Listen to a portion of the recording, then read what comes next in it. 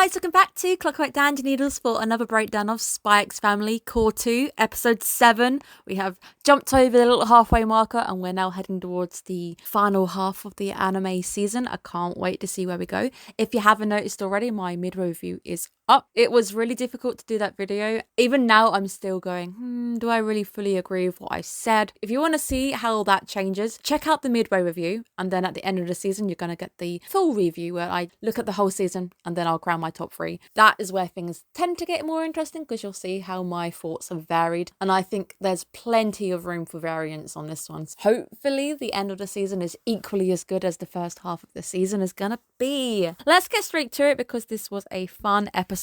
And there were moments in this episode which just had me scratching my head, wondering what the hell I was watching. But we will get straight to it. It is the calm after the storm. The exams have passed. It's always really weird after you have the exams. You've got that week roughly where not a lot goes on and you're just doing work that isn't on the curriculum, or you're just doing stuff, just general stuff before they bring out the results and then you continue on with stuff. It's always that week after, which is just an odd week. So much so that the guys are actually cleaning the yard. And Damien decides to turn into a Pokemon this week and his attack is super effective against hay fever sufferers. Don't think it really does anything for the yard. He's just scattering the leaves even further. But has the chance finally arose this week? Suggestion of studying at Damien's house does crop up, and this is exactly what we want. We want to get Anya around Damien's because that will allow Lloyd to go with her or something. But that's something along those lines, that he wants her there so he can go and then obviously get closer to Damien's dad. We do find out who hired the god-awful spy Daybreak, and I didn't realise that the voice actor for Daybreak is Gojo from Jujutsu Kaisen, or also my boy Shigure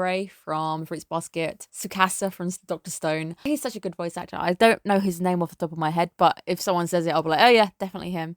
For me, I recognise the guy as very dark roles. And even to me, Gojo, he might be goofy, but I still see quite a bit of darkness in that character. Daybreak was just goofy as hell. He was hired on the kid's allowance by George. Probably explains why he was so god-awful, because he probably only gave him, I don't know, a kid's allowance and goes, get me the best spy I can get with this money, and probably didn't pay for very much. George decides to take revenge for his father's business, despite really having any conversations with his dad. So he does it on his own back. Obviously, Damien is a very easy target because he's in his class. Takes his anger and puts it onto Damien unfairly. Damien doesn't really probably have any say in his father's business dealings. Moment when the kid kind of totals himself. George is on the floor and Anya comes on over because Anya knows what a true Damien punch looks like when she sees one. George's fake out was nowhere even near worthy of Anya's hands. The Damien blush when she tries to defend him and she's all like, I don't want you to get expelled, and he misconstrues it as her being flirty. That was hilarious. I really enjoyed that. I do think George is the secret love child of Golden Kamui's Tsukizuma. I'll put a picture of Daddy-O on the screen. It's the nose. Or Voldemort. Tsukizuma v Voldemort. It's got that snake nose going on.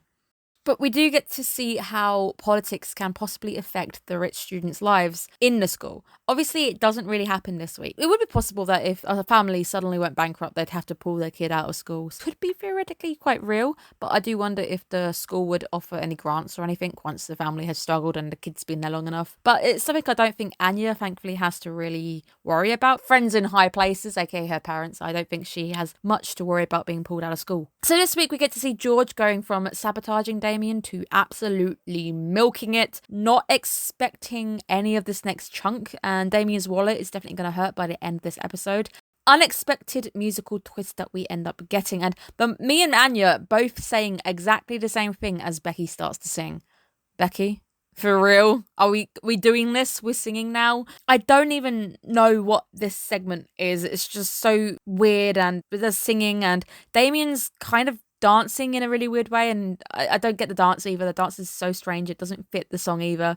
Weird sequence, perhaps the surrealist sequence in the anime so far. Funny because it really does build up for everything, and in the back of my brain I've got, could you imagine what's going to happen if that kid actually doesn't get kicked out of school? Ironically, that's exactly what happens. Adore the fact that Anya gives him a leaf at the end of it because she doesn't actually have anything to give him and probably doesn't want to give him anything, so she just gives him a leaf. I was also wondering if he was going to go and sell everything. Perhaps a good thing not to sell things straight away because he's going to have to hand it straight back. The most embarrassing sequence yet in the series goes straight to exactly what I figured would be the case. He doesn't actually talk to his father or anything. He just presumes off the bat that he's going to be leaving school there and then. He wouldn't have any warning or anything. Dad's not going to try and find somewhere for you to go. It goes from him milking it and then realizing he's now got to go and face everything. Every student he's just basically bribed stuff out of. This is what happens when you milk things without talking to your dad and actually working out what's going to go on. After we had that musical goodbye, it's all just for nothing. The noises George makes is just hilarious. It gets higher and higher on the vocal range. But Anya does get her leaf back. If you notice, he passes her by and the leaf kind of comes out. Last chunk is just a nice little ending sequence of Yor's imagination. It's basically a replay of the same situation we just saw, presuming something and ending up not needing it in the end anyway. Yor's imagination just goes as crazy as Anya's imagination. Seeing Anya the revel was hilarious. I love seeing her just imagining the worst scenario. She thinks about the worst thing, and Anya dropping out of school suddenly, and then I love how flamboyant the headmaster is, even in her imagination. The insert song when she is dancing around, her acrobatics are fantastic, and then she gets mistaken for a Spider Woman. That was funny because you can see her chewing on hair, and hair has stuck to her face because she's covered in sweat. Nice little moments like that I love it when Spy X Family includes. It is a thing of beauty though. I love the insert song, fantastic. This is the most prestigious school in the country. And once again, I am asking, where is your security? Daybreak walk in, not getting really captured. Lloyd just walks all over the place. God knows how often he's spending time on top of those roofs. And now Yor is just climbing about like a spider. Everyone just walks on by, and then she pretends to be a tutor and nobody wonders who this tutor is. It's just, where is your security? But once again, it is a whole episode of nothingness. As with George, all of this ends up being for nothing. All the panic is for nothing. Yor states I should have probably just checked Anya's rota. Adore Anya's expression though when she has to think really, really hard. She's looking at it going, oh, wait, am I missing this? Is this a trick? Are you tricking me right now? And then she goes, oh, no. I definitely don't have gym today. I like how hard she had to think. But it all does result in an impromptu lunch date that we sadly don't get to see, and it happens off screen. I would love to see some more Yor and Lloyd time together. The anime kind of skirts around that, which is sad, but it also might lean into my idea that Anya's the one telling the story and Anya doesn't actually know what goes on with those two. So once they're having their date, she wasn't there, she's nowhere near it, and she doesn't actually get to imagine any of it. So perhaps that is the reason why we keep getting denied such cute scenes. I can't wait to see what happens next week. It looks like Anya's joining Yor.